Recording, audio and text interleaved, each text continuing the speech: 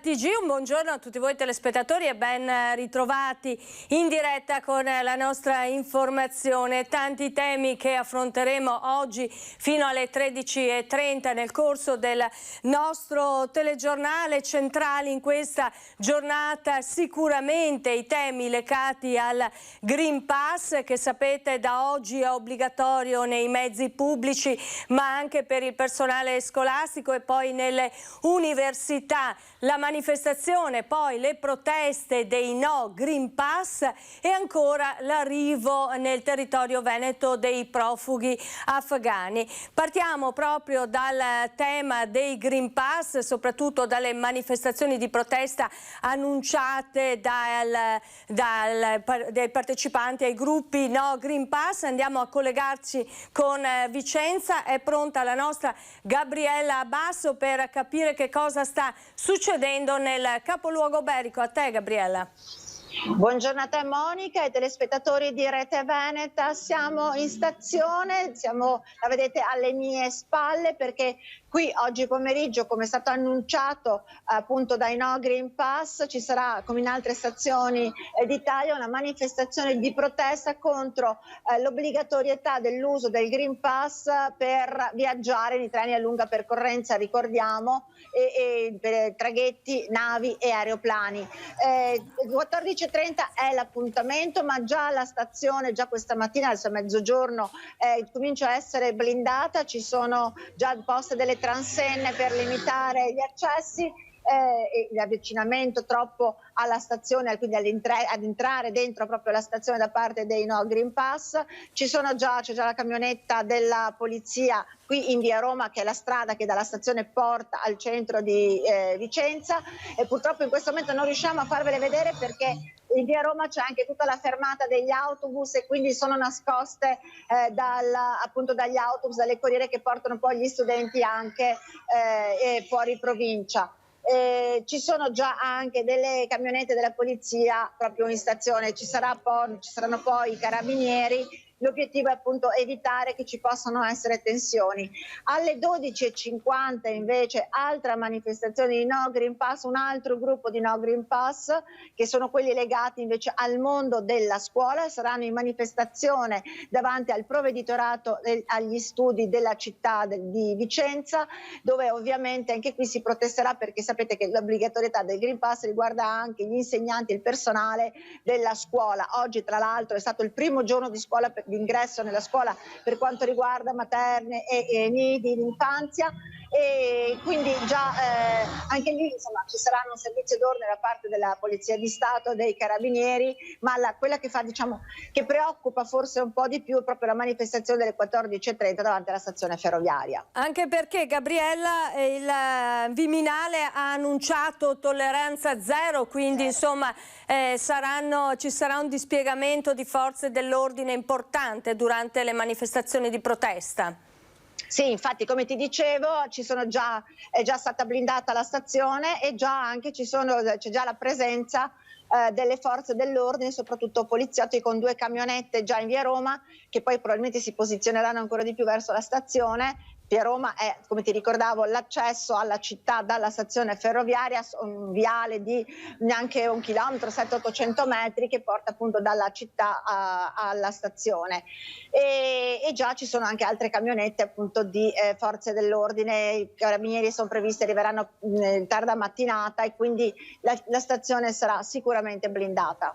Gabriella, lo ricordiamo, Green Pass obbligatorio per i treni, i mezzi pubblici per quanto riguarda la lunga percorrenza, ma obbligatorio anche per il personale scolastico e per l'università. Vicenza è sede universitaria, il mondo accademico come sta affrontando dal tuo punto di osservazione questa obbligatorietà?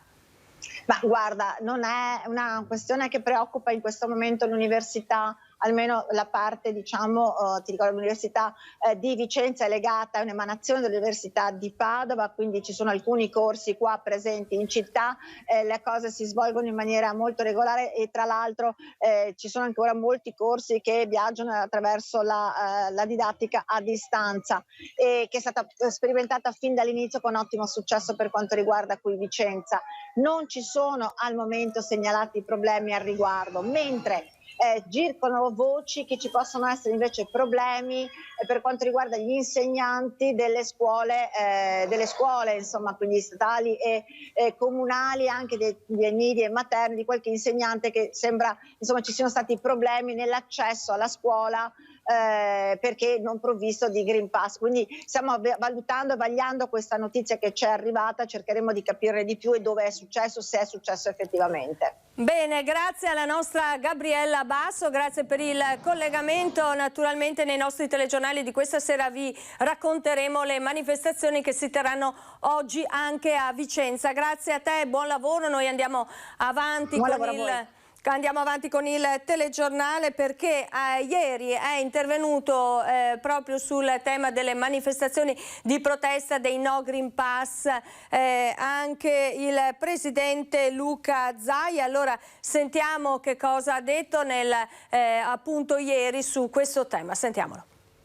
Io penso che la protesta, la manifestazione, anche di chi non la pensa come me, debba essere difesa. È giusto che possano manifestare le loro idee, ma non si possa arrivare a interrompere pubblici servizi come il caso dei treni. L'annunciata manifestazione dei No Green Pass, con il blocco dei treni in molte stazioni, 8 anche in Veneto, fa discutere e rischia di inasprire ulteriormente un clima sul tema dei vaccini diventato ormai pesantissimo, con violenze e minacce inaccettabili. Sulla questione torna anche il presidente del Veneto Zaia. Il linguaggio utilizzato da alcuni e le gesta di pochi non fanno onore di certo a chi non si è vaccinato, perché le aggressioni giornalistiche vanno assolutamente censurate e condannate senza se e senza ma le aggressioni in generale, pensate a tutti noi amministratori cosa abbiamo subito fin dal primo giorno. Penso che ogni amministratore, anche l'ultimo sindaco del comune più piccolo, può presentare le sue lettere anonime con le minacce, nel senso che ormai è quotidiana. I No Pass e No Vax alzano l'asticella e minacciano di bloccare il paese. Io non sono convinto che la soluzione sia quella dell'obbligatorietà del vaccino, di far pagare le cure, per carità, però è pur vero che ci si debba incontrare a metà strada. Non è possibile che ci sia un popolo che ha scelto di vaccinarsi e una parte minoritaria di questo popolo che vorrebbe, diciamo, dettare le linee del comportamento. Decisamente no. Altro tema caldo nel dibattito politico di queste ore è quello dell'accoglienza dei profughi afghani, con l'arrivo di un centinaio di persone in Veneto. Io penso che, come abbiamo detto, chi scappa dalla morte, dalla fame e dalle persecuzioni deve essere aiutato, senza se e senza ma. Dopodiché è giusto fare un distinguo tra questi profughi afghani e penso alle navi piene di cittadini del Nord Africa che noi ce li ricordiamo tutti, arrivavano con le scarpine da ginnastica, con la borsetta a tracolla e con lo smartphone in mano dicevano che erano profughi, poi abbiamo visto che profughi erano. E sono arrivati i primi profughi afghani a Padova, verranno ospitati nei vari centri di accoglienza straordinaria. L'appello del prefetto: bisogna unire le forze per fronteggiare questa emergenza umanitaria. Sentiamo. Sono arrivati nel tardo pomeriggio di martedì e nelle prossime ore saranno trasferiti nella provincia di Padova i 28 profughi afghani che saranno accolti presso strutture appartenenti alla rete dei CAS, i centri di accoglienza straordinaria di Padova, Piazzola sul Brenta e San Giorgio delle Pertiche. Si tratta di 6 famiglie che hanno collaborato con le forze dell'esercito italiano. Il sistema di accoglienza deve essere costruito assieme. Stiamo affrontando una grave emergenza umanitaria che richiede il concorso di tutti gli attori istituzionali, locali e del terzo settore, ha dichiarato il prefetto di Padova Raffaele Grassi in una nota ufficiale. Al momento i 6 nuclei familiari sono accolti in alloggi messi a disposizione dalle cooperative del settore, ma il circuito dei CAS potrebbe non essere sufficiente. Per questo motivo il prefetto ha invitato i sindaci della provincia e gli enti del terzo settore ad individuare soluzioni alloggiative idonee per stipulare convenzioni con la prefettura per fronteggiare le eventuali nuove richieste di accoglienza. Il prefetto ha ringraziato il presidente di Assindustria Veneto Centro e il rettore dell'Università di Padova, che hanno già dato la disponibilità a ricollocare lavorativamente e a istituire borse di studio per i cittadini afghani. Nei prossimi giorni in prefettura ci saranno nuovi incontri proprio per definire questi inserimenti. E sono in arrivo in queste ore anche nel Vicentino i primi profughi dall'Afghanistan, sono 23, ne parleremo tra pochissimo. Adesso ci fermiamo per una breve pausa, ma con Focus TG torniamo tra poco, vi aspetto.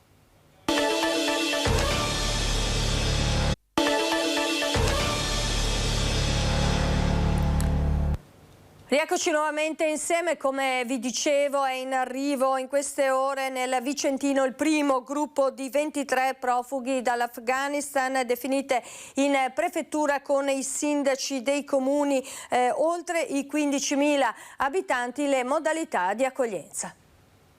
Abbiamo i primi 3 nuclei, siamo in attesa di riceverli questa sera.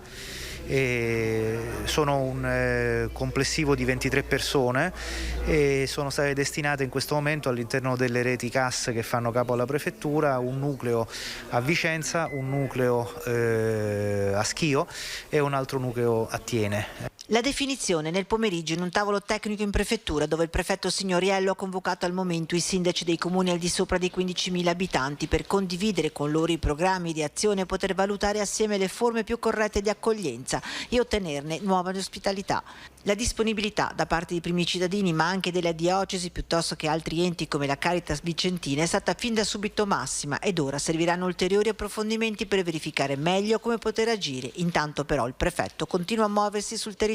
La prefettura intende già a partire da domani iniziare a interloquire anche con i comuni più piccoli, perché è evidente che a prescindere da quello che sarà comunque il numero dei richiedenti asilo afghani che verranno destinati a questa provincia, cercheremo, come è stato già fatto in passato, di operare un'accoglienza il più possibile diffusa. Non nasconde il prefetto che si tratta di una prima fase di accoglienza con sistemi ex-PRAR, oggi SAI, servizio di accoglienza integrata, ma la situazione che si affaccia è molto più complessa. Il tema è cercare di comprendere se poi questo tipo di risposta sarà o meno satisfattiva rispetto al fabbisogno di posti di accoglienza che si renderanno necessari, e questo lo sapremo soltanto nei prossimi giorni. Verosimilmente si apre un periodo lungo e complicato che porterà ulteriori arrivi all'interno di canali più o meno regolari. Al tavolo con il prefetto di Vicenza i rappresentanti dei principali comuni coinvolti. Allora sentiamo che cosa hanno chiesto alla prefettura.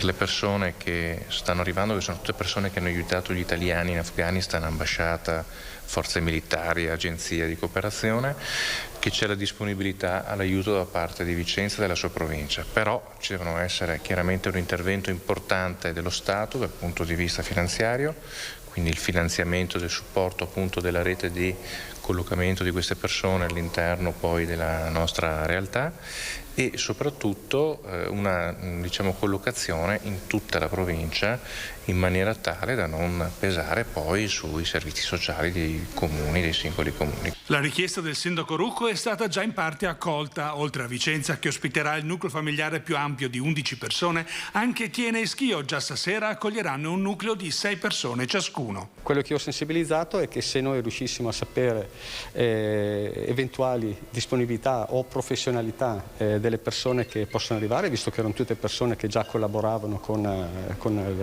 i reparti italiani, l'ambasciata italiana, Io ho delle disponibilità da parte di aziende per l'inserimento abitativo e anche lavorativo, quindi il migliorare questo tipo di inserimento nella nostra società proprio nell'immediato. Questo vorrebbe dire muovere anche quelle parti di proprietà che oggi non sono delle disponibilità dell'amministrazione comunale ma che sono di proprietà privata. La seconda fase di questo primo afflusso prevede il coinvolgimento anche dei comuni più piccoli. È già prevista una seconda ondata di una trentina di profughi. Qualche comune si è già fatto avanti. Siamo un piccolo comune e vogliamo fare anche la nostra parte. Il gesto chiaramente è un gesto di umanità, di fratellanza, però vi è anche da dire che abbiamo le comunità che si stanno spopolando, quindi se arrivasse delle famiglie con bambini io ne sarei molto felice, perché insomma ci aiuta anche a alimentare i nostri servizi, il nido, la materna, la scuola elementare, abbiamo bisogno di bambini quindi. Sul tema ancora dell'accoglienza dei profughi afghani, vediamo com'è la situazione a Treviso, dove 2 nuclei familiari saranno ospitati negli appartamenti messi a disposizione da Assindustria, che si è detta pronta a metterne a disposizione anche altri.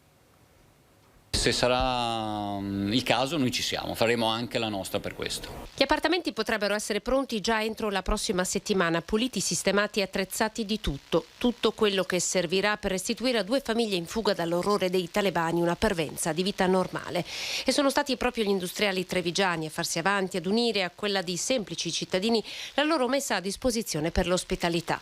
Ad oggi sono 2 i locali, Roncade e Casier, ma se sarà necessario, come confermato dal presidente Destro, ne saranno offerti altri. Non possiamo pensare solo a quello che succede all'interno delle nostre aziende, ma dobbiamo vedere quello che succede anche all'esterno. Appena è scoppiata l'emergenza Afghanistan, noi ci siamo impegnati a dare la nostra disponibilità, non solo per l'accoglienza, che stanno già seguendo molto bene le prefetture di Padova e Treviso, ma anche nell'impiego di queste persone che arriveranno in Italia e nel nostro territorio. Ospitalità, ma anche lavoro, ed è questo il secondo fronte dell'accoglienza, il primo vero passo verso l'integrazione.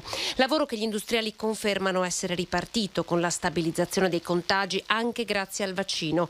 Industria in ripartenza dunque, con la produzione che in certi settori supera addirittura i livelli pre-Covid. Ma sulla spinta in atto pesa il freno tirato della logistica e i costi delle materie prime divenute in certi casi introvabili. C'è un ritorno importante alla crescita sia della parte industriale che della parte di fatturato, e la crescita importante anche dell'export. Il problema delle materie prime purtroppo è ancora un problema assolutamente evidente e forte in diversi settori, e legato alle materie prime c'è anche un problema di trasporti molto importante. Cambiamo argomento. L'ULSS 3 Serenissima lancia gli Open Day per la vaccinazione anti-Covid delle badanti a Marghera, Mirano Dolo e Chioggia. Sono circa 7.000. Non occorre la prenotazione. Abbiamo vaccinato qualche settimana fa i senza fissi dimora e adesso abbiamo deciso, anche su sollecitazione di tutta una serie di reti di volontari che ci sono in territorio, di fare un Open Day aperto proprio alle lavoratrici domestiche, che nel nostro territorio sono stimate almeno in 10.000 circa della provincia di Venezia. È la nuova sfida della campagna vaccinale anti-Covid dell'ULSS 3 Serenissima. 4 Open Day aperti ad accesso libero a tutti gli operatori domiciliari di assistenza italiani e stranieri. 2 date al Palexpo di Marghera, 2 a Mirano, 2 a Dolo e 2 a Chioggia. Non servirà la prenotazione e in quei giorni potrà vaccinarsi anche la persona straniera che non abbia tessera sanitaria o sia in attesa di regolarizzazione. Se nella provincia ci sono circa 6.700 badanti regolari, dobbiamo aggiungerci anche 2.200 circa persone che hanno fatto domanda di regolarizzazione nel 2020 e probabilmente una fascia che rimane fuori perché è rimasta irregolare di alcune migliaia di persone. L'appuntamento è dalle 8.30 alle 13.30 al Palexpo di Marghera, sabato 4 e domenica 5 settembre, al Bocciodromo di Mirano domenica 5 e 12 settembre, sabato 11 e domenica 12 settembre al Palazzetto dello Sport di Dolo e quindi a Chioggia in via Maestri del Lavoro sabato 18 settembre dalle 14.30 alle 18 e domenica 19 settembre dalle 8.30 alle 13.30. Per quello che riguarda questa azienda abbiamo raggiunto tra la giornata di ieri e oggi le 800.000 somministrazioni, che fatto diviso 2 sono più di 400.000 persone, quindi numeri veramente importanti. però manca ancora questa parte finale e spiace vedere questa contrapposizione, mi vaccino, non mi vaccino, come se fossero atti d'imperio, ma in realtà se l'azione è comune, tutti capiscono che devono portare un pezzo della loro volontà, un pezzo di se stessi per dare una mano a tutti quanti, noi respiriamo. E a pochi giorni dall'avvio della vendemmia anche i lavoratori agricoli extracomunitari e stranieri avranno accesso libero ai centri di vaccinazione dell'ULSS 6 Euganea. Vaccinazioni per i lavoratori agricoli stagionali ad ingresso libero nei centri dell'ULSS 6 Euganea. Arriva la conferma dall'azienda Euganea alla possibilità di accedere alle vaccinazioni anche per i lavoratori agricoli extracomunitari, stagionali e non assunti dalle imprese del territorio. Accolto quindi l'appello delle associazioni di categoria che spingevano perché gli operai agricoli ricevessero lo stesso trattamento di adolescenti e ultrasessantenni. Il fabbisogno di manodopera stagionale nelle campagne padovane per il periodo che va da agosto ad ottobre è stimato in circa 1 migliaio di persone. Per quanto riguarda gli stranieri vaccinati nei paesi d'origine, l'ULSS ha fornito alle aziende agricole, tramite le organizzazioni di categoria, le informazioni sulla validità dei certificati. Restiamo a Padova, dove il sindaco Giordani ha fatto un appello ai suoi cittadini e ai padovani a vaccinarsi. Penso che il Green Pass sia una grande idea. E il Green Pass noi seguiamo le norme. Chi non fa il Green Pass sta a casa. Sergio Giordani, alla vigilia della riapertura delle scuole, si parte con gli asili nido, torna a difendere con forza il Green Pass che sarà necessario per i dipendenti scolastici. Il sindaco di Padova si schiera anche dalla parte dei commercianti del centro, stanchi di sopportare ogni sabato le manifestazioni No Vax e No Green Pass che paralizzano la città. Vacciniamoci, pensiamo alla salute dei più giovani. Chi non vuole fare il Green Pass sarà a casa, non sono per obbligare, io sono per convincere le persone. Però penso che gli episodi che hanno in ospedale in continuazione sono tutti non vaccinati. Il sindaco sostiene la libera scelta, ma si appella ai padovani reticenti alla vaccinazione e li invita a immunizzarsi, seguendo l'esempio dell'85% dei residenti in città che già hanno scelto la vaccinazione anti-Covid. Faccio fatica a capire perché non si vuole vaccinare. In continuazione vediamo che in terapia intensiva, io ho un primario, un mio amico, e mi racconta delle cose veramente strazianti. Il 97-98% delle persone ricoverate in terapia intensiva non hanno fatto il Green Pass. Intanto i dati che arrivano dall'USL 6 parlano di 580.000 residenti nella provincia di Padova coperti dal vaccino con la seconda dose, ovvero 7 cittadini su 10. Se si considera anche chi ha ricevuto al momento una sola dose e le prenotazioni, la proporzione sale a 8 su 10.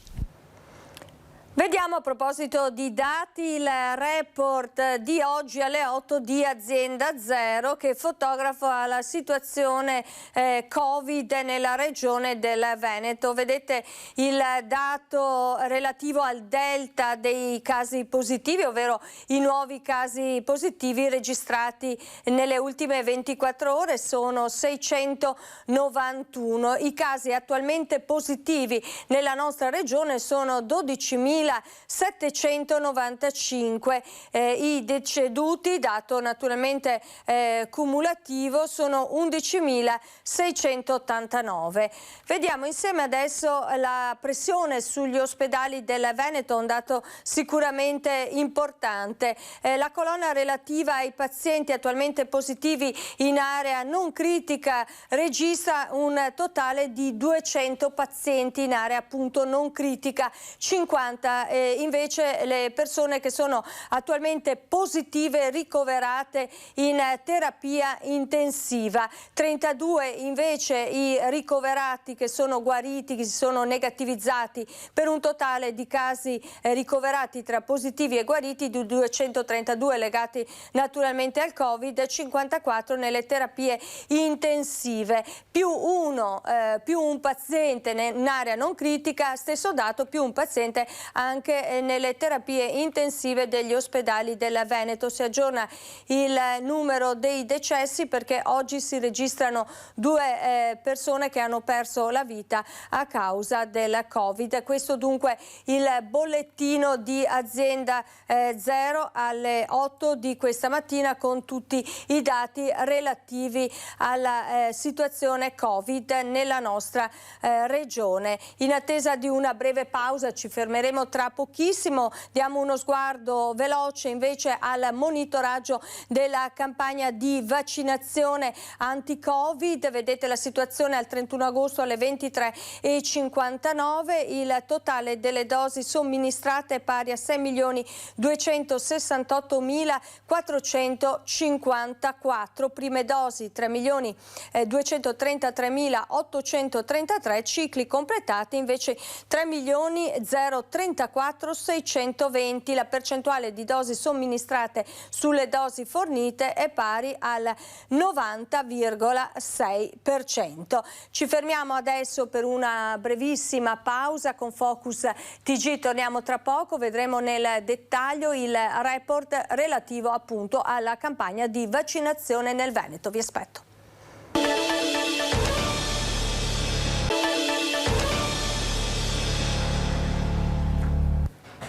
Focus TG, rieccoci nuovamente insieme con il monitoraggio della campagna di vaccinazione anti-Covid-19 con l'ultimo aggiornamento alle 23:59 di ieri sera. Più 19.618 le dosi somministrate rispetto al report del giorno precedente, prime dosi più 6.582, cicli completati con 13.036 dosi.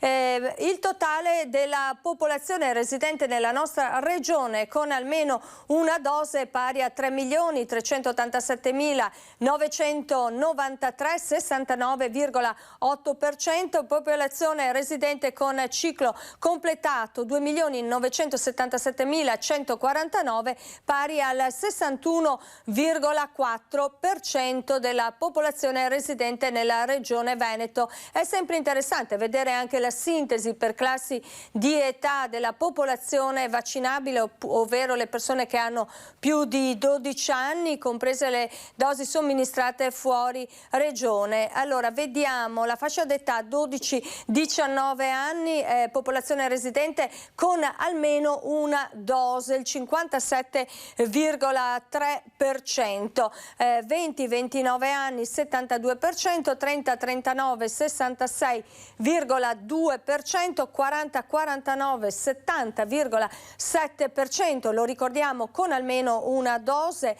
50-59 il 79,1%, la fascia d'età dei sessantenni, ovvero 60-69 anni 86,8%, 70-79 il 91,3%, gli ultra ottantenni che hanno ricevuto almeno una dose, percentuale del 96,5%. Vediamo adesso le percentuali invece di popolazione residente con ciclo completo, quindi con le 2 dosi di vaccino, 12-19 il 29,6%, i ventenni 20-29 anni il 53,8%, i trentenni quindi 30-39 il 49,8%, 40-49 anni 63%, 50-59 anni il 73,9% e i sessantenni 60-69 anni l'84,3%, 70-79 anni 88,9%, ultra ottantenni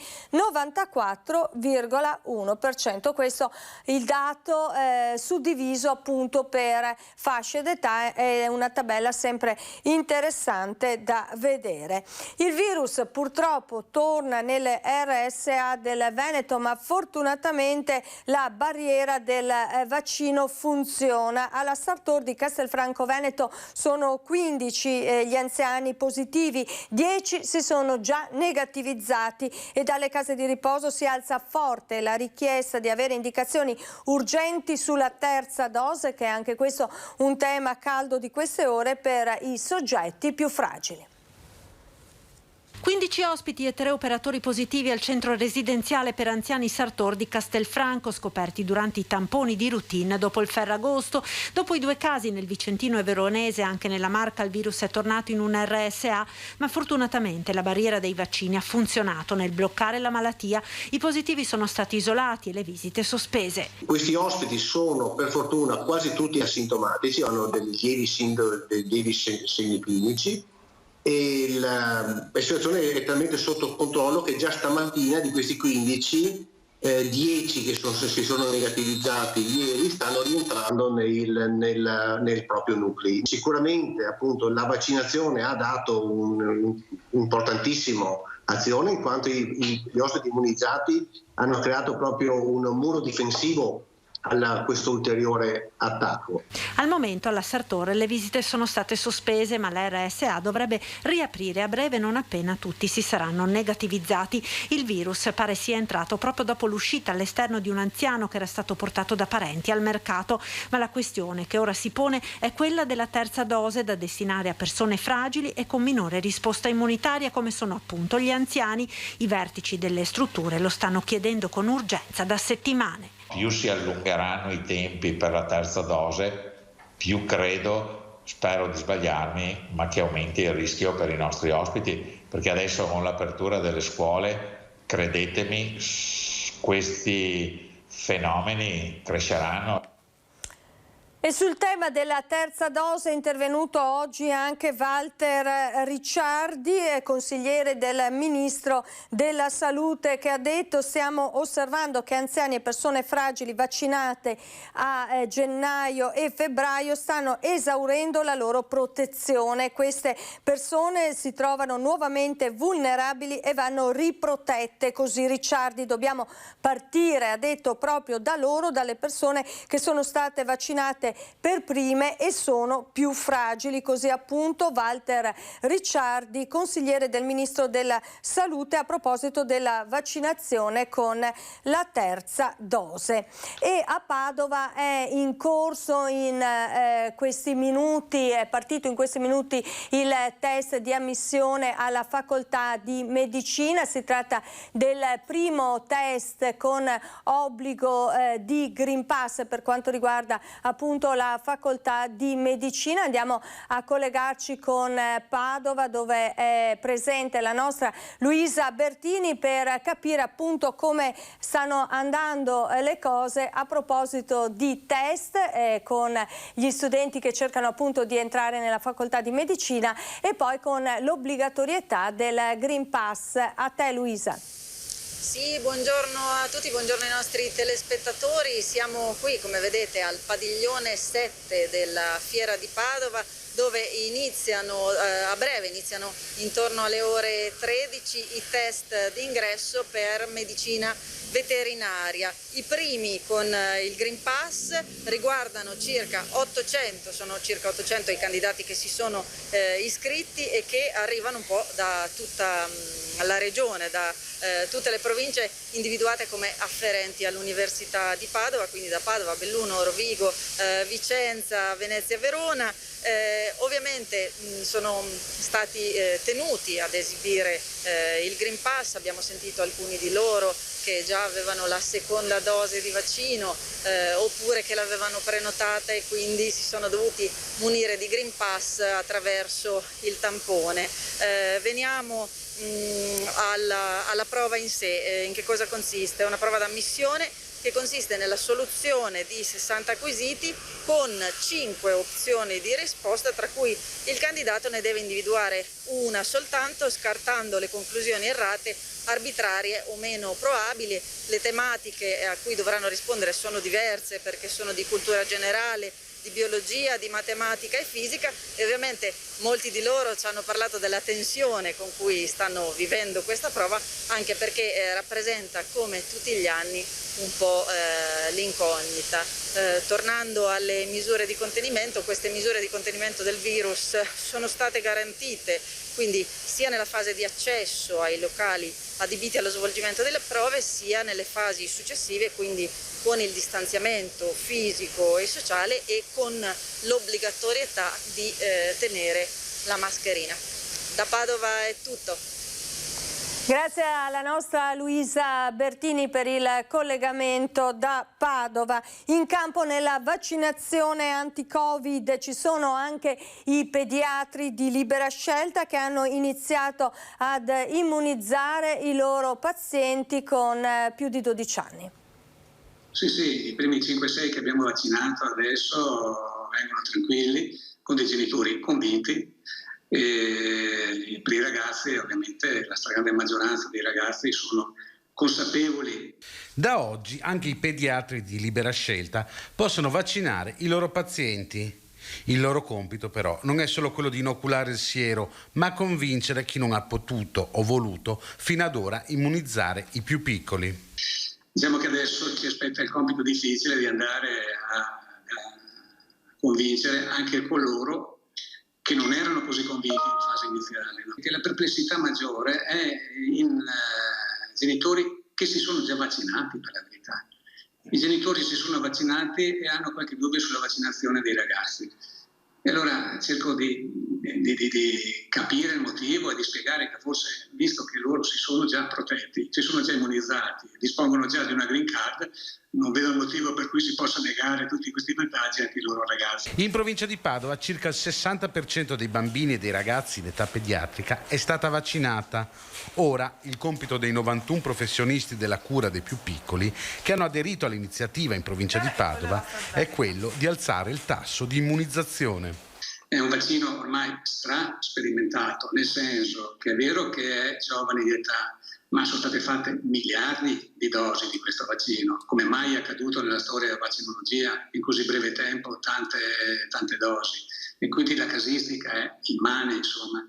Per cui credo che i genitori possano tranquillamente portare i loro ragazzi a vaccinare, anzi è l'unica maniera per poter controllare la pandemia.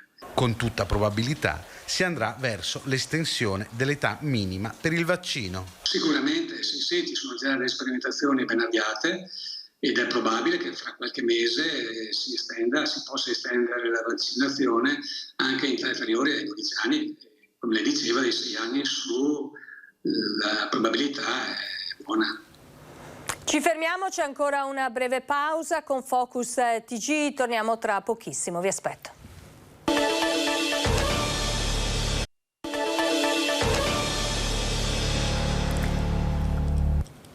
Rieccoci nuovamente insieme, Focus TG, andiamo a collegarci con Padova con la nostra Valentina Visentin, naturalmente è in programma per oggi pomeriggio anche a Padova che è un nodo ferroviario centrale della nostra regione, la manifestazione di protesta dei no Green Pass e poi anche gli ultimi aggiornamenti per quanto riguarda i danni causati dal maltempo, ma non solo. A te Valentina.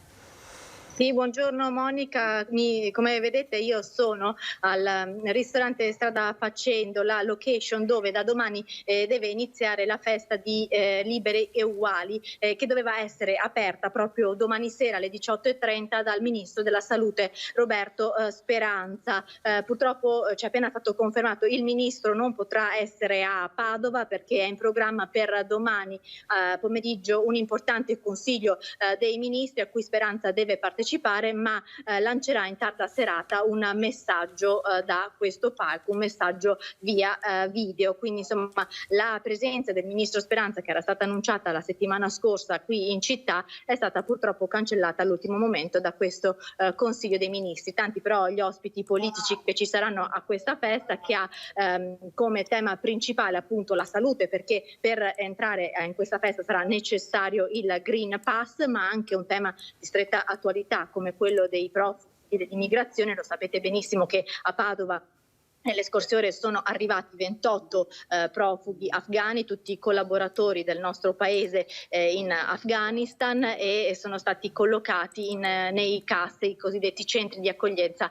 straordinaria, e quindi insomma il tema dell'immigrazione è davvero molto attuale e sarà discusso dai politici che si susseguiranno in questo palco, che ha anche la funzione, ci hanno detto i responsabili, di unire, di compattare la sinistra padovana. Come dicevi tu, sul fronte no Vax e no Green Pass. Quest'oggi c'è massima attenzione, massima allerta per quello che potrebbe accadere alla stazione di Padova, un nodo ferroviario cruciale molto importante, perché sono state annunciate delle manifestazioni di protesta come in tutta Italia. Anche qui a Padova vedremo cosa intendono fare questi gruppi di no Green Pass e no Vax, che proprio in concomitanza con la richiesta a partire da oggi del Green Pass anche per le tratte di media e lunga percorrenza hanno deciso di mettere in atto questa ennesima protesta, visto che già tutti i sabati si ritrovano in corteo e paralizzano la città, con buona pace di questi poveri commercianti che al sabato fanno fatica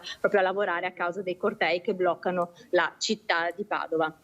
Valentina, come dicevamo in apertura di collegamento, c'è stata sul Padovano una violentissima grandinata che ha fortemente danneggiato i vigneti. Naturalmente i produttori, i coltivatori sono disperati. Vediamo insieme il servizio realizzato dalla nostra redazione di Padova, poi torniamo a collegarci con te. Rimani dunque in collegamento. Questa è una glera atta per fare il nostro serprino, purtroppo è stata rovinata, non del tutto, perché quest'uva va raccolta. Adesso abbiamo anche la possibilità di avere attrezzature come vendemmia meccanica, cose e pigiature fatte in un certo modo, il prodotto verrà recuperato. Certo che non è bello perché qui c'è il lavoro di tutto un anno ed è rovinato il giorno prima. 5 minuti di grandine beffarda a Vo, Torreglia, Cinto Euganeo e Monselice, a poche ore dall'inizio della vendemmia. I chicchi hanno colpito a macchia di leopardo, causando danni soprattutto ai filari dell'uva glera da serprino. Il 10% degli acini è da buttare, e pensare che fino a prima della grandine quest'uva era sana. Questa era perfetta, ma tutta quest'area era perfetta, perché fortunatamente qui abbiamo già una quota altimetrica che non ha preso la gelata e quindi il raccolto era bello. I vigneti di Vo, che grazie alla loro quota collinare si erano salvati dalle gelate tardive di aprile, non hanno avuto scampo dalla grandine di fine agosto, del tutto fuori stagione, sottolinea Calaon. Appunto oggi abbiamo avuto, per fortuna non su tutti i colli ma su questa area qua del bacino di Vo, questa grandinata, e per i produttori di quest'area questa rappresenta insoddisfazione, tristezza. E ancora una volta ci sarà da rimboccarsi le maniche per velocizzare la vendemmia, anche se la glera non è del tutto matura, per rimuovere gli acini rovinati. Il rischio è che marcisca tutto il grappolo. Valentina, questa dunque è la situazione, il grido di dolore dei coltivatori, del settore dei colli euganei. Assolutamente sì, anche perché insomma siamo a poche settimane dalla vendemmia, quindi insomma avete visto quanti danni ci sono stati, e poi ieri sera c'è stata nuovamente a Bassa Padovana una forte pioggia che si è riversata appunto sull'area della Bassa Padovana, che quindi comprende anche parte dei colli euganei. Questo, come dicevamo, a poche settimane dall'inizio della vendemmia che in quell'area dà lavoro a tantissime aziende agricole. Poi c'è stata oggi a Padova anche un'operazione della Guardia di Finanza che ha sequestrato 2 milioni di prodotti contraffatti, Valentina. Sì, allora è un'operazione che è durata in queste settimane, e oggi ci sono i dati perché sono stati controlli mirati ai caselli autostradali al rientro dalle ferie, con un aumento del traffico, soprattutto delle merci, e quindi sono stati controllati non solo i caselli autostradali ma anche delle aziende. Sono stati ritirati tantissimi prodotti contraffatti. Si tratta di prodotti esteri provenienti in gran parte dalla Cina, stoccati sempre all'estero in Slovenia o in Spagna e poi distribuiti in alcune aziende della nostra provincia, privi del marchio CE, quindi di fatto prodotti che non sono legali e sono potenzialmente pericolosi se immessi nel commercio. E a proposito Valentina, dell'operazione della Guardia di Finanza, vediamo insieme il servizio.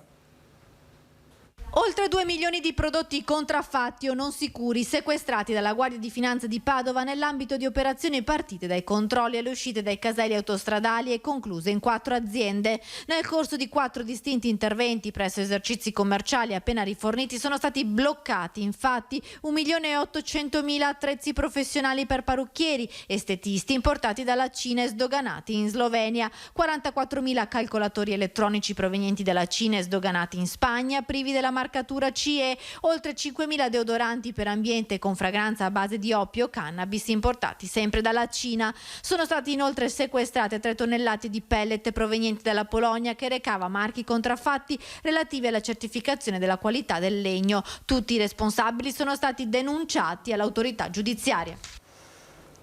Questo dunque è il bilancio, Valentina, di questa operazione della Guardia di Finanza. Sì, questo è il bilancio, queste le prime notizie di cronaca, ovviamente poi se ci sono altre novità che arrivano dalla cronaca cittadina vi aggiorneremo nel corso di questa edizione di Focus TG. Grazie alla nostra Valentina Visentin per il collegamento da Padova con tutte le ultime news per quanto riguarda il territorio padovano, in attesa naturalmente della manifestazione che è stata annunciata dai No Green Pass, No Vax, che si terrà oggi pomeriggio anche a Padova, lo ricordiamo, nodo centrale della viabilità della regione del Veneto. Restiamo a Padova perché torna a Padova Solidaria, il Festival della solidarietà. Al centro dell'attenzione ci sarà naturalmente anche il tema dell'accoglienza dei profughi afghani che in queste ore stanno arrivando anche nella nostra regione. Vediamo, grazie alla regia di Alessandro Costacurta, il servizio Solidaria da Padova.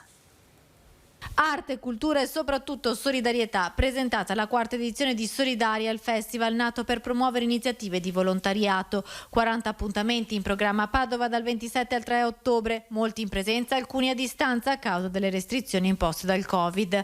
La pandemia, l'anno da capitale del volontariato, questa 4ª edizione chiude un ciclo di riflessioni iniziate 3 anni fa. Il tema è il concetto di evoluzione. Perché pensiamo che forse l'umanità ha bisogno di trovare nuove strade, quindi un viaggio, e questo è un po' il leitmotiv di tutta questa rassegna di quest'anno. Tutti gli appuntamenti sono organizzati dal Centro Servizi Volontariato, che punta molto anche sul tema dell'accoglienza, con uno sguardo attento a quanto sta accadendo in Afghanistan. C'è una grandissima preoccupazione, così come aveva evidenziato il sindaco. Noi stiamo monitorando molte disponibilità anche di famiglie ad accogliere. In realtà è un lavoro a lungo termine, perché noi ci attendiamo purtroppo un numero di profughi che non sono quelli che sono partiti adesso, ma quelli che potranno esserci nei prossimi mesi, quando i riflettori magari saranno spenti. E quindi insieme con alcune organizzazioni stiamo mettendo in piedi, come dicevamo, un osservatorio delle disponibilità.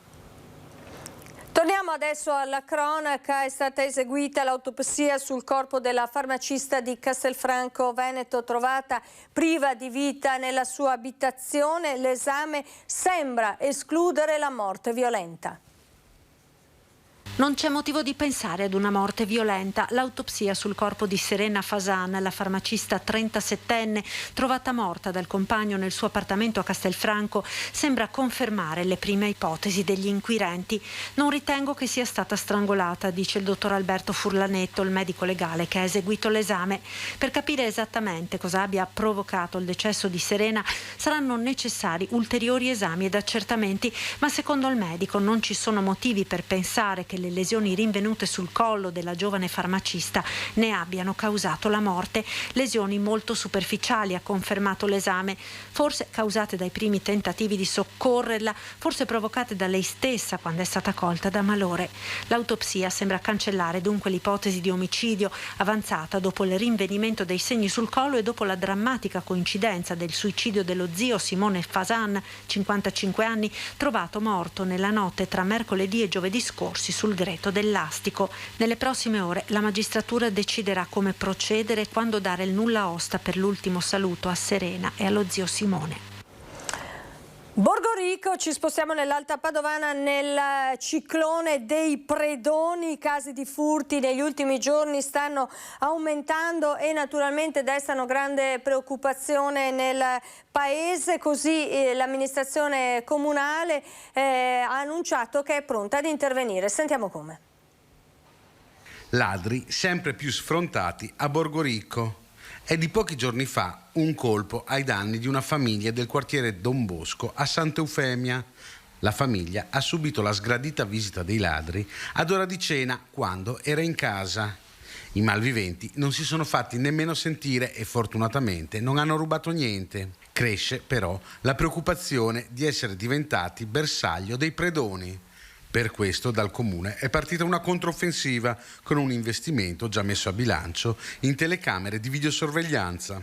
Noi stiamo lavorando per implementare la videosorveglianza con una variazione di bilancio di un mese fa. Abbiamo investito ulteriori 30.000 euro per implementare la videosorveglianza anche nelle frazioni. Oltre a questo stiamo cercando di lavorare per sviluppare sistemi di tracciamento con i Targa Systems. Uno di questi l'abbiamo già installato e sta per essere utilizzato dalle forze dell'ordine proprio per rintracciare i malviventi. Su questo si può lavorare, chiaramente evitare tutti i furti è impossibile, avvengono in tutti i comuni, ma contrastarli questo sì, questo si deve fare, lo si deve fare nel più breve tempo possibile. Rimpasto di giunta a Vigo d'Arzere, il sindaco Zordan ritira le deleghe a 2 assessori. Ad un mese dal voto per il rinnovo dell'amministrazione comunale, rimpasto di giunta a Vigo d'Arzere, il sindaco Adolfo Zordan, che si ricandida alla guida del comune, ha ritirato le deleghe a 2 assessori, Monica Cesaro e Omar Giacometti, che hanno annunciato di appoggiare un altro candidato alle prossime amministrative. E io credo che il nostro rapporto fiduciario in questo senso venga a mancare. Un po' sono deluso perché sono stato avvertito un pochettino in ritardo, forse alle 1:41 di notte, però è una scelta democratica che io rispetto e se hanno scelto quella strada ho dovuto, credo sia un atto istituzionale dovuto, mi sarei aspettato da loro le loro dimissioni, non che fossi io a fare questa cosa, perché sinceramente se uno passa da un'altra parte dopo 5 anni, qualche mese di collaborazione dovrebbe perlomeno dare le dimissioni. E sono dispiaciuto, comunque auguro a loro un buon lavoro, la nuova avventura che stanno affrontando con un'altra lista. Io anche li ringrazio per la collaborazione, però sinceramente credo sia stato un atto dovuto e mi sarei aspettato da loro le dimissioni portate da loro. Ci fermiamo adesso, c'è ancora una brevissima pausa con Focus TG, torniamo tra pochi minuti.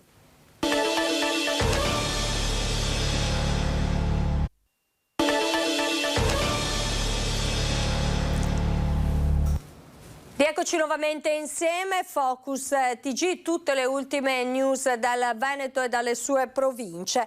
Andiamo a Venezia, no al ticket d'ingresso a pagamento e ai tornelli. Così il ministro della Cultura Dario Franceschini, in visita alle gallerie dell'Accademia, invita anche la città a guardare oltre la monocultura turistica. Penso che Venezia abbia una vocazione che non è soltanto quella di ospitare turisti, ma è quella di valorizzare il proprio patrimonio storico, architettonico unico al mondo e di investire sul contemporaneo, sul presente e sul futuro. Venezia non deve vivere di solo turismo e se a dirlo è anche un ex ministro del turismo come Dario Franceschini, attuale ministro della cultura, il più longevo nella storia della Repubblica Italiana, in città per l'inaugurazione di 2 nuove sale alle gallerie dell'Accademia, significa che il tema dovrebbe essere all'ordine del giorno di ogni progetto futuro per Venezia. Venezia è il luogo anche della Biennale d'Architettura, della Biennale d'Arte, di grandi istituzioni culturali private che investono sul futuro, quindi innovazione, ricerca, nuove tecnologie applicate ai beni culturali, sostenibilità, quindi è una grande sfida di coniugare passato e futuro. Ma il dibattito sul futuro di Venezia è anche di carattere amministrativo. Ad introdurlo è l'assessore al turismo Simone Venturini con una richiesta precisa al governo. Venezia è una città speciale e unica che però ha le stesse leggi e le stesse regole di ogni altra città. Faccio l'esempio dal traffico acqueo alla giurisdizione sulle acque che è spezzettata in 1500 diverse competenze, alla gestione del fenomeno turistico, alla gestione del fenomeno commerciale, perché le liberalizzazioni che hanno funzionato funzionato nei piccoli comuni della pianura padana, forse non funzionano in città come Venezia. Se sull'importanza del rilancio di Venezia sono tutti d'accordo, scendendo nel dettaglio le differenze di vedute affiorano subito, a partire dal progetto dei cosiddetti tornelli, caldeggiato dal comune per limitare l'eccessivo afflusso turistico. Penso che servono delle misure di limitazione degli accessi in caso di troppa gente, nessun ticket a pagamento, e penso che il modo per impedire l'accesso di troppe persone che mettono a rischio il patrimonio vada studiato con tutte le nuove tecnologie possibili, quindi le meno invasive possibile. Se diciamo tornello ci immaginiamo il tornello per entrare in un aeroporto, in realtà ci sono delle tecnologie che possono essere meno invasive e che ottengono lo stesso risultato, ma la scelta ovviamente dei sindaci e la competenza anche, noi siamo qua per dare una mano. Più di 60 opere del 600 e 700 veneziano, spesso mai esposte prima, sono ora visitabili nei nuovi spazi restaurati delle gallerie dell'Accademia di Venezia. C'è anche una tela del Tiepolo lunga più di 12 metri. 63 opere mai esposte prima d'ora o mai ammirate nella veste attuale attraverso un nuovo percorso espositivo dedicato alla pittura veneziana e veneta del 600 e 700. Con l'inaugurazione di altri nuovi spazi, le gallerie dell'Accademia di Venezia proseguono in un percorso di ampliamento della superficie espositiva e quindi dell'offerta artistica che non si è ancora concluso. Alle spalle c'è un lavoro enorme, c'è un lavoro di 4 mesi, diciamo a conclusione di un percorso molto lungo, anche cominciato prima di me, in cui lo staff del museo ha dato tantissimo. Noi crediamo veramente che queste sale daranno un'immagine completamente nuova delle gallerie dell'Accademia, non solo perché integrano il percorso, diciamo, già ricchissimo della scuola pittorica locale, di tutto ciò che avveniva a Venezia nei secoli, ma anche, diciamo, la qualità, diciamo, della luce, delle finiture, per noi è molto bella. All'inaugurazione hanno partecipato, tra gli altri, il ministro della Cultura Dario Franceschini e il presidente della regione Luca Zaia. Tra le opere che colpiscono anche per la loro storia c'è il Castigo dei Serpenti, una tela di Giambattista Tiepolo lunga più di 13 metri che originariamente si trovava nella chiesa veneziana dei Santi Cosma e Damiano ed oggi torna ad essere visibile dopo un minuzioso lavoro di restauro. È un dipinto che è stato lasciato per 70 anni ripiegato in una scuola, in una chiesa in deposito. E lì è stato praticamente dimenticato fino al 1894 quando è stato recuperato, ma mai è stato restaurato dal punto di vista pittorico, per cui rimanevano come dei tagli, come delle profonde cicatrici che questa volta abbiamo deciso di sanare e siamo convinti di quello che abbiamo fatto, di aver recuperato un grande capolavoro. E alle gallerie dell'Accademia di Venezia, durante l'apertura delle nuove sale con il governatore Luca Zaia e il ministro Franceschini, si è parlato anche della pala di Sant'Anna che era al Museo Civico di Bassano. Sentiamo il perché.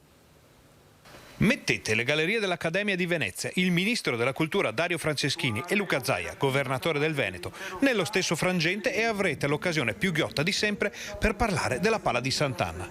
L'opera di Jacopo da Ponte se n'è andata dai musei civici di Bassano, destinata appunto alle gallerie dell'Accademia.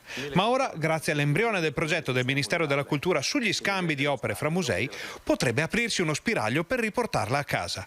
La pala era sfuggita come sabbia fra le dita dell'amministrazione di Elena Pavan e a nulla erano valse le prese di posizione fortissime dei consigli comunali del territorio per chiedere l'impegno del sindaco di Bassano a riportare a casa la Santa.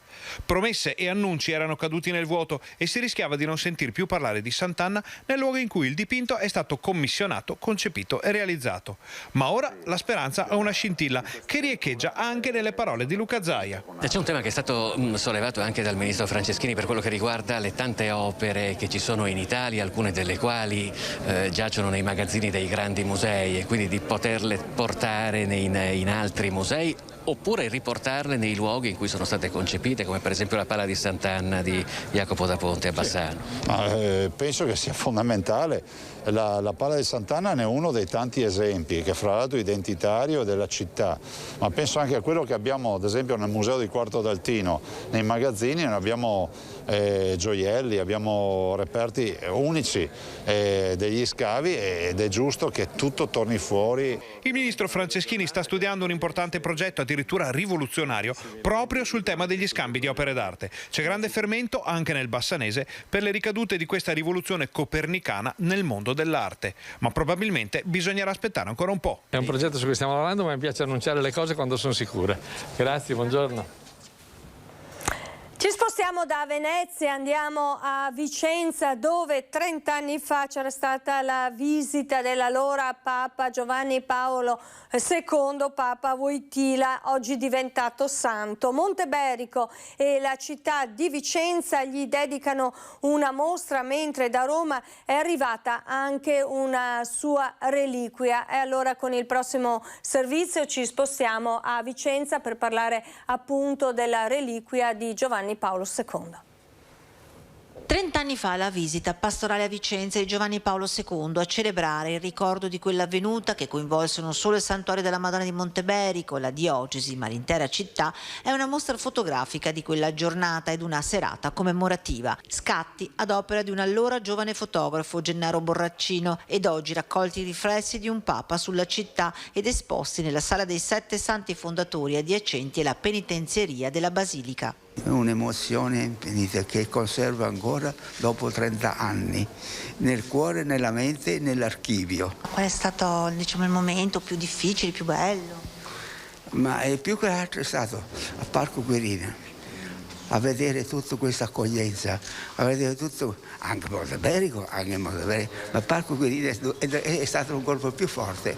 L'iniziativa partita dai frati servi di Maria di Monteberico ha rapidamente coinvolto la diocesi e il comune, perché in quel lontano 1991 ad essere partecipe all'evento fu l'intera Vicenza. Abbiamo trovato invece un grande interesse nella diocesi, nella città, per cui abbiamo ampliato questa collaborazione, questa partnership, e abbiamo avuto grandi riscontri. Vuol dire che è ancora vivo in qualche modo questo ricordo, ma non solo il ricordo, ma anche appunto questi riflessi, come abbiamo dato il titolo anche alla mostra, riflessi di una visita di un Papa, qui poi un Papa santo, e per cui importante per quello che è stato per la Chiesa in generale, ma anche per la Chiesa vicentina. Città che ricorda un Papa oggi santo, riuscendo ad ottenere per l'occasione anche una sua reliquia, una garza con il sangue di Papa Giovanni Paolo II, che verrà esposta per l'occasione in un reliquiario posto accanto all'altare, per poi trovare collocazione adeguata. Non più dunque solo una statua del Papa Santo, già presente e meta di fedeli, ma da oggi anche una parte di lui, non solo memoria, ma comunione dei santi. È appena arrivata, realizzata dai colleghi della sede di Treviso, l'intervista con il presidente del Veneto Luca Zaia per parlare di campagna di vaccinazione, ma anche di Green Pass e di autonomia. E allora sentiamo l'intervista con il presidente Luca Zaia. Green Pass, oggi 1° settembre, c'è un ulteriore passo in avanti, ma cresce anche la tensione sociale. Nel pomeriggio sono previste anche delle proteste nelle stazioni ferroviarie. Lei ha parlato di odio. Guardi, io penso che sia fondamentale rispettare chi manifesta, chi protesta, perché sarà la democrazia, però tutto deve essere fatto nell'ambito del rispetto della libertà altrui. È ovvio che questo dibattito rischia poi di trascinarsi oltre al coronavirus, nel senso che finirà il coronavirus e rischiamo di avere la società divisa a metà, con una maggioranza che sarà vaccinata e avrà le proprie idee, le proprie posizioni, e una minoranza non vaccinata che magari coltiverà ancora posizioni ostili. Direi che è fondamentale invece far tutti squadra assieme, pensare che viviamo in un contesto nel quale la vaccinazione è volontaria. È innegabile che la vaccinazione ci abbia portato fuori dal coronavirus, basti pensare che in questo momento dei oltre 50 persone ricoverate in terapia intensiva, l'80% sono persone non vaccinate. Notizia di queste ore che a Conegliano abbiamo ricoverato un ragazzo di 38 anni in terapia intensiva non vaccinato. Ecco, quindi resta il tema delle vaccinazioni, lei dice devono rimanere libere, però appunto serve un'assunzione di responsabilità davvero collettiva. Ma guardi, io non credo che con l'obbligatorietà, con l'imposizione a questi livelli si risolva il problema. C'è la volontarietà, però chi non le fa deve rispettare chi si vuole sottoporre alla vaccinazione. Ecco, e lei personalmente è stato bersaglio anche di critiche nell'ultimo periodo per queste sue posizioni. Che cosa si sente di dire a questo popolo Novax che spesso si nasconde dietro una tastiera? Ma guardi, a parte il fatto che non è questo ultimo periodo, perché dal primo giorno, dal 21 febbraio, dal 22 febbraio 2020, che stiamo inanellando minacce, lettere minatorie e altro. È segno dei tempi. Mi sento solo di dire che il conflitto e la violenza non serve a nulla, che vanno rispettate le idee di tutti, anche quelle dei Novax, però è pur vero che la campagna vaccinale deve continuare, per cui la Regione non ha nessuna intenzione di arrestare la campagna vaccinale. Ho fatto anche ieri un incontro col professore Palù e insomma i dati sui vaccini sono chiari. Ripeto, se andiamo a guardare anche le ospedalizzazioni potremmo dire con tranquillità che almeno un 70-75% di coloro che sono in ospedale oggi per il coronavirus sono lì perché non si sono vaccinati, e questo è il dato che parla per tutti. Poi lei in vista c'è il D-Day, quello che lei ha definito D-Day, quello della scuola, il primo giorno di scuola, quindi le attenzioni devono essere doppie da questo punto di vista. Sì, ma noi ci siamo, il 13 aprono le scuole, presenteremo la prossima settimana un progetto Scuole Sentinella, che è stato il nostro progetto veneto adottato dal generale Figliuolo a livello nazionale, a un monitoraggio delle scuole, perché noi vogliamo tenere le scuole aperte, essere poco invasivi con i ragazzi. Utilizzeremo 1 milione di tamponi salivari molecolari e quindi fare un monitoraggio della presenza del virus, ma nella totale possibilità di garantire ai ragazzi la possibilità di andare a scuola e di non avere più la DAD e quindi la didattica a distanza. Lei da questo palco poco fa ha detto che dalla prossima settimana si riprende in mano tutta la partita dell'autonomia, ci saranno dei passaggi importanti dal punto di vista formale, quali, Presidente? Ma glielo confermo, nel senso che come tecnici abbiamo sempre lavorato, buongiorno, però dall'altro c'è da dire che conto già la prossima settimana a fare un altro incontro con il Ministro Gelmini, mi incontrerò anche con i tecnici per cominciare ad abbozzare quello che saranno i passi successivi per portare avanti il nostro progetto di autonomia. E non è che a Roma fanno i salti di gioia per l'autonomia del Veneto, però fortunatamente avendo un referendum alle spalle con 2.273.000 veneti che hanno votato è più facile andare lì a battere i pugni. Lei ha mai parlato personalmente con il Premier Draghi di questo argomento? No, di questo no. Quindi dalla prossima settimana si riprende anche questo? Si riprendono bene, diciamo, le attività, anche perché sono state ferme ormai una ventina di mesi a causa del coronavirus. Presidente, poi c'è un'altra partita, o meglio un altro fenomeno che in questi giorni stiamo registrando. Solo nella Marca 30 morti in 3 mesi. Si ripone il problema della sicurezza stradale che lei ha portato avanti tanti anni. Poco prima dell'inizio della pandemia lei si trovava a Spresiano per avviare una campagna per la sicurezza stradale. Cosa si deve, cosa si può fare a questo punto? L'esperienza insegna di portare avanti questa iniziativa mettendo gli stati generali tutti attorno a un tavolo e facendo in modo che ognuno si impegni a fare qualcosa. La scuola, il mondo della polizia locale, le forze di polizia, le istituzioni, i comuni, le Proloco, le associazioni di categoria, tutti, come abbiamo fatto negli anni 90, in modo tale che ci sia un progetto organico e poi non abbandonare l'educazione alla sicurezza stradale nelle scuole con i bambini. Io la paragono come la raccolta differenziata. Alla fine la raccolta differenziata in Veneto l'ha fatta grande i bambini delle elementari, che sono stati loro i veri educatori rispetto ai genitori. E così anche dovevamo fare con la sicurezza stradale, perché i bambini che abbiamo educato 10-15 anni fa oggi sono i guidatori, i neopatentati, ed è fondamentale questo. Più in generale, Presidente, oggi 1° settembre è una data simbolica, no? Di ripartenza dopo le ferie estive. Che cosa si augura per il Veneto, per questo autunno, per questo ritorno, diciamo così, in classe e non solo? Ma guardi, io penso che l'unico pensiero che mi viene è quello che finisca questa tragedia del coronavirus, che si riparta alla grande. Quest'estate abbiamo assaporato la ripresa del turismo in maniera importante e penso che ci siamo, insomma.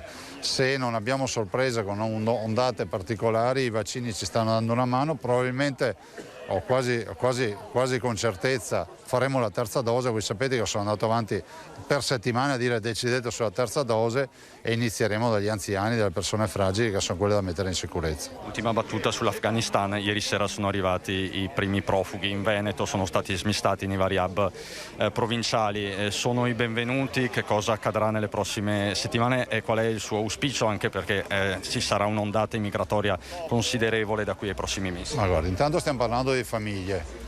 No, dobbiamo non confondere i profughi afghani che scappano dalla morte e dalla fame, abbiamo visto anche dai tagliatori di teste, da quelli che venivano qui con il telefonino in mano, con la borsettina e scarpine da ginnastica, che non c'entrano nulla con i profughi afghani.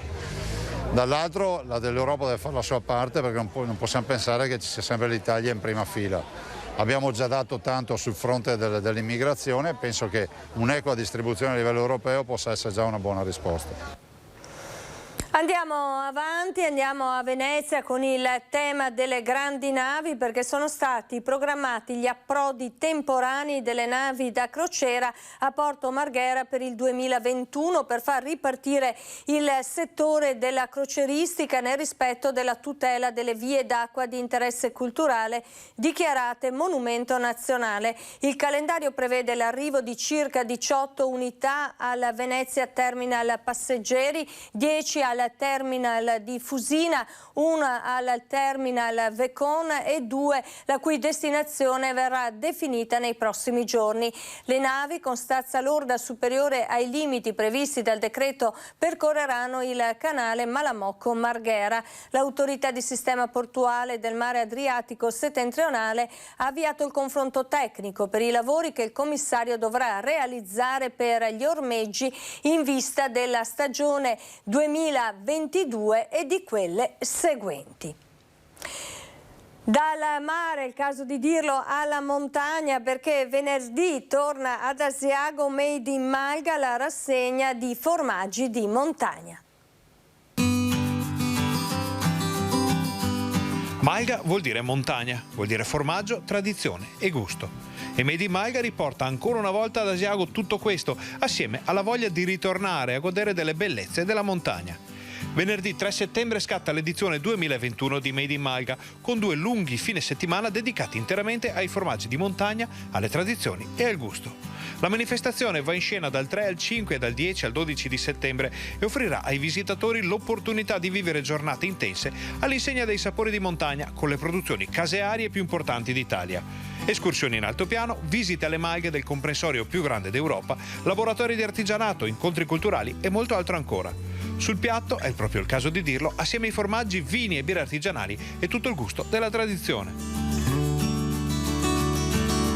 Vi aspettiamo nel centro di Asiago con 2 weekend dedicati al gusto e ai sapori della montagna, dove oltre alle degustazioni, oltre comunque ai banchi di assaggio e di vendita dove potete acquistare i migliori formaggi, potrete anche partecipare a degli incontri di degustazioni guidate con i migliori vini di montagna da tutto il mondo. Vi aspettiamo ancora ad Asiago, ritorna Made in Malga, siamo tutti felici, vi aspettiamo numerosi in sicurezza con tutte le normative sanitarie vigenti. Vi aspettiamo con il sorriso e con la voglia di assaggiare i migliori formaggi di montagna. La kermesse diventa inoltre, dato l'enorme richiamo nei confronti di turisti, appassionati e curiosi viaggiatori del mondo del gusto, una grande vetrina per Asiago e per l'altopiano. Siamo felici e orgogliosi di ospitare nuovamente ad Asiago l'evento enogastronomico che mette al centro l'identità più rappresentativa del nostro territorio, ovvero le malghe. Made in Malga ritorna ad Asiago il weekend del 3 e del 10 settembre proprio per valorizzare questo elemento che è in grado di generare un'economia diffusa che va ben oltre alla produzione del formaggio asiago. L'apertura della mostra mercato in programma venerdì alle 10, poi apriranno anche tutte le attività e proposte. Nello stesso giorno in cartellone la presentazione del nuovo libro di Oscar Farinetti e il taglio del nastro con le autorità. La cronaca ladri in azione in zona industriale a Vicenza, dove sono stati rubati 100 kg di rame da un'azienda. Ladri in azione in un'azienda di acquisto e raffinazione di oro, argento e preziosi in via del lavoro in zona industriale a Vicenza. Ignoti si sono introdotti nottetempo all'interno della struttura sprovvista di telecamere ed allarmi ed hanno asportato 100 kg di rame grezzo misto a scarti per un valore di circa €1.000.000, materiale che non sarebbe assicurato. A fare la denuncia ai carabinieri lo stesso titolare dell'attività, accortosi del materiale mancante.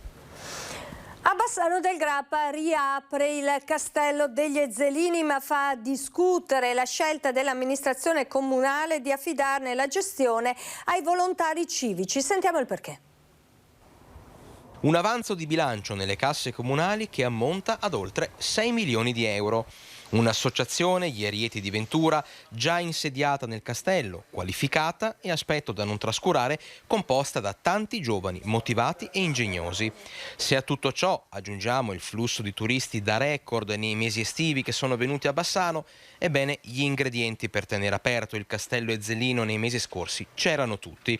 Invece l'amministrazione di Elena Pavan ha scelto di tenere chiuso nel momento in cui sarebbe stato più sensato aprire, sfruttando anche la possibilità offerta dagli Arieti di Ventura di organizzare eventi all'aperto e di aprire adesso che il boom di visitatori è già rientrato a casa con la sua buona dose di delusione e incredulità.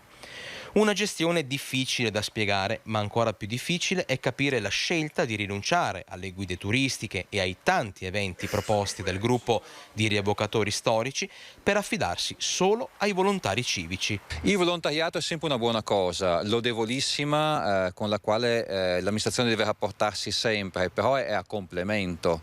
Un'iniziativa turistica duratura, seria, di valore, deve essere affidata anche a professionisti. Bastava prendere quell'esperienza pregressa, eventualmente sistemarla e metterla in campo.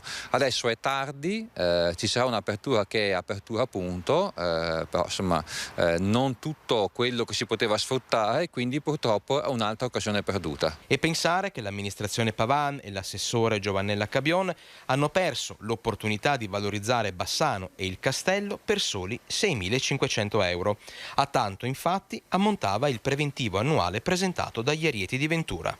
L'avanzo di bilancio di amministrazione è una cosa spaventosamente alta, lo è stata per il 2020, lo è anche per il 2019, ma dirò di più, queste cifre di 5, 6, fossero anche 7-8 mila euro per una stagione intera di attrazione nel cuore pulsante del centro storico che è il Castello degli Ezzelini, si potevano spendere anche in epoca di patto di stabilità. Non soltanto si poteva fare, ma assolutamente si doveva fare. Lago di Fimon, zona rifiuti free. Il comune di Arcugnano conferma la scelta di rimuovere tutti i cestini per i rifiuti attorno al lago, ma i turisti cosa ne pensano? Io ho scoperto oggi che non ci sono i cassonetti, infatti ho chiesto prima, ma volevo buttare i bicchieri, ma dove li butto? Per cui un po' di trambusto me l'ha creato. Lascia disorientato ancora qualcuno al lago di Fimon la scelta del comune di Arcugnano di eliminare ogni sorta di contenitore e ricettacolo dove conferire i rifiuti, con l'intento di farli riportare a casa dagli stessi turisti. I risultati però sembrano dare ampiamente ragione agli amministratori comunali, che affermano di aver praticamente quasi azzerato i depositi di immondizia che si formavano soprattutto nei fine settimana. Però, se devo essere sincero, se c'è un senso e si riesce a dare una svolta culturale, non è neanche male, è come andare in montagna e portarsi i rifiuti a casa. C'è necessità di organizzazione, però insomma, se i risultati ci sono, ben venga. Probabilmente è il caso di insistere di più con la campagna informativa. In fondo si tratta di educare gli appassionati del picnic a nuove abitudini, anche perché questa nuova strategia sembra ricevere l'approvazione praticamente di tutti gli intervistati. Perché così effettivamente ognuno porta a casa quello che utilizza, quello che produce, insomma, e trovo che sia da responsabile cittadino, insomma. Questo dovrebbe essere, per il resto penso che su posti come questi la manutenzione abbia un costo e quindi secondo me la cosa corretta addirittura sarebbe mettere dei cestini ma a pagamento per le persone. Rispetto a qualche anno fa è più pulito, più in ordine e questo ha fatto molto piacere, infatti parlando anche qua con i parenti così abbiamo espresso parole proprio di complimenti, qualcuno si è impegnato. Un po' di civiltà, no? Non è giusto che gli altri poi trovano l'immondizie di quelli prima. Trovare pulito ancora meglio, naturalmente. Quindi questa iniziativa è promossa per lei? Ah, senz'altro, dovrebbe essere invece più controllata e più puntata. Siccome quando veniamo via abbiamo le cose dentro una busta, quando abbiamo finito le rimettiamo nella busta, è tanto semplice. Cambiamo argomento, parliamo della storia della fisica tra Padova e il mondo. Questo vuole essere il rinnovato museo della storia della fisica dell'Università di Padova. Giovanni Poleni nella prima metà del Settecento insegnò astronomia, filosofia naturale, matematica, fisica e nautica al Bo. Lavorò molto anche per la salvaguardia del territorio della Repubblica di Venezia. Stimato da Eulero, Newton, Leibniz e Cassini, fece parte delle maggiori accademie europee. Nelle sale del Museo della Fisica, lui intitolato in via Loredan 10, si compie un vero viaggio nel tempo che inizia dal gabinetto di fisica avviato da Poleni nel 1739 fino alle ultime ricerche. E non mancano le curiosità. Ad esempio, Poleni restaura la cupola di San Pietro a Roma, viene incaricato dal Papa di questo restauro per fare quegli esperimenti, per definire come e quali cerchioni fissare alla cupola per consolidare la cupola, utilizza una macchina che per la prima volta viene esposta al museo. E poi i collegamenti con il territorio. Abbiamo il battipalo che nel Settecento, il modellino del battipalo, quindi una macchina per costruire i ponti, che venne usata nel Settecento per ricostruire il ponte di Bassano disegnato da Palladio. Suo anche il restauro del campanile di San Marco, colpito da un fulmine nel 1745. Il Museo Giovanni Poleni, realtà unica nel Veneto, è aperto al pubblico e alle scuole. In Italia, oltre al Galileo di Firenze, esistono musei universitari di storia della fisica a Napoli o Pavia, ma le loro raccolte non coprono un arco temporale così ampio e con una tale varietà e ricchezza di strumenti. Il Museo di Storia della Fisica è in realtà la storia della scienza, dell'importanza di avere coraggio, credere nella scienza, ma anche sapere le regole della scienza, per cui la scienza è bellissima, ma la scienza è anche rigorosa e dura. Questo è il percorso sperimentale, che oggi uno può anche avvicinare nella bellezza, perché il museo, lo vedrete, è un museo splendido. È tutto, io vi do appuntamento a questa sera nella consueta fascia oraria dedicata all'informazione TG. Grazie a tutti per l'attenzione, una buona giornata e arrivederci.